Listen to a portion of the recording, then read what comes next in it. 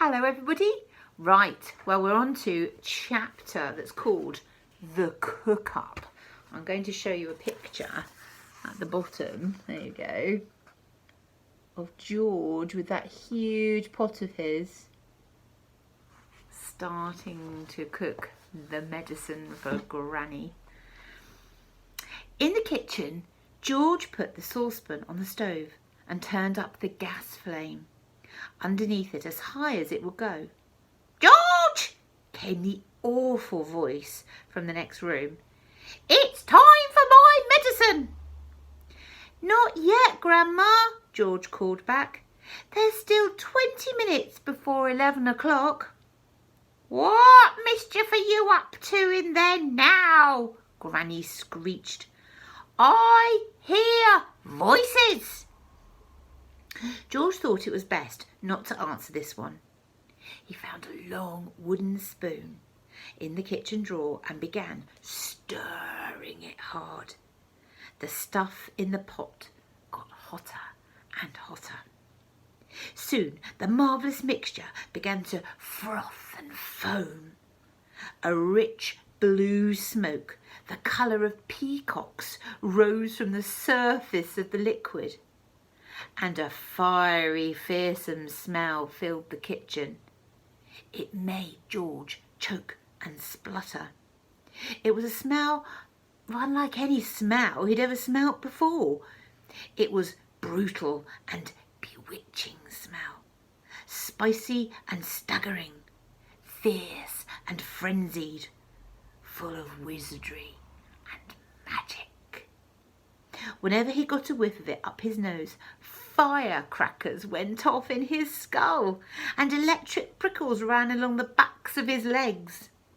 It was wonderful to stand there stirring this amazing mixture and to watch it smoking blue and bubbling and frothing and foaming as though it were alive. At one point he could have sworn he saw bright sparks flashing in the swirling foam. There we go. Hang on, let me just get that sorted for you. There we go. Gosh. And suddenly George found himself dancing around the steaming pot, chanting strange words that came out of his head from nowhere. Fiery broth and witch's brew, foamy froth and riches blue, fume and spume and spoondrift spray, fizzle, swizzle, shout, hooray! Watch it sloshing, swashing, sploshing, hear it hissing, squishing, spissing. Grandma better start to pray. That's the end of that chapter. Next chapter is called Brown Paint. Uh-oh. George turned off the heat under the saucepan.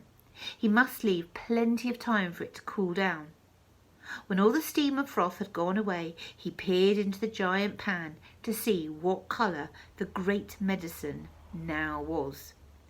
It was a deep and brilliant blue. "It needs more brown in it," George said. "It simply must be brown or she'll get suspicious."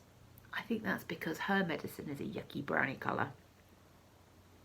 George ran outside and dashed into his father's tool shed where all the paints were kept. Uh-oh.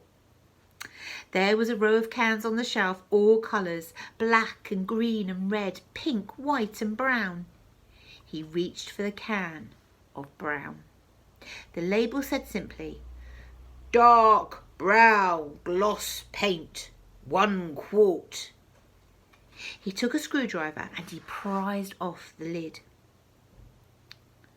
The can was 3/4 full. He rushed it back to the kitchen. He poured the whole lot into the saucepan, and the saucepan was now full to the brim.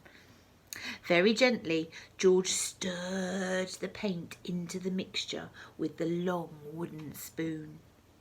Ah, It was turning brown. A lovely, rich, creamy brown.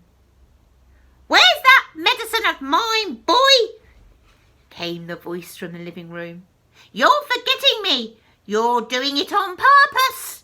I shall tell your mother." "I'm not forgetting you, Grandma," George called back. "I'm thinking of you all the time." "That's true. But there are still 10 minutes to go." "You're a nasty little maggot," the voice screeched back. "You're a lazy and disobedient little worm, and you're growing too fast." George fetched the bottle of Grandma's real medicine from the sideboard. He took out the cork and tipped it all down the sink. And then he filled the bottle with his own magic mixture by dipping a small jug into the saucepan and using it as a pourer. And then he replaced the cork. It had cooled down enough. Oh, had it cooled down enough yet? Not quite. He held the bottle under the cold tap for a couple of minutes. The label came off in the wet, but that didn't matter. He dried the bottle with a dishcloth. All was now ready. This was it. The great moment had arrived. "Medicine time, Grandma," he called out. "I should hope so too," came the grumpy reply. The silver tablespoon in which the medicine was always given lay ready on the kitchen sideboard, and George picked it up. And holding the spoon in one hand and the bottle in the other, he advanced into the living room. I feel like I should say, "Da, da, da." Oh my goodness, I wonder what's going to happen. We'll have to wait till tomorrow to find out. Take care, everyone. Bye.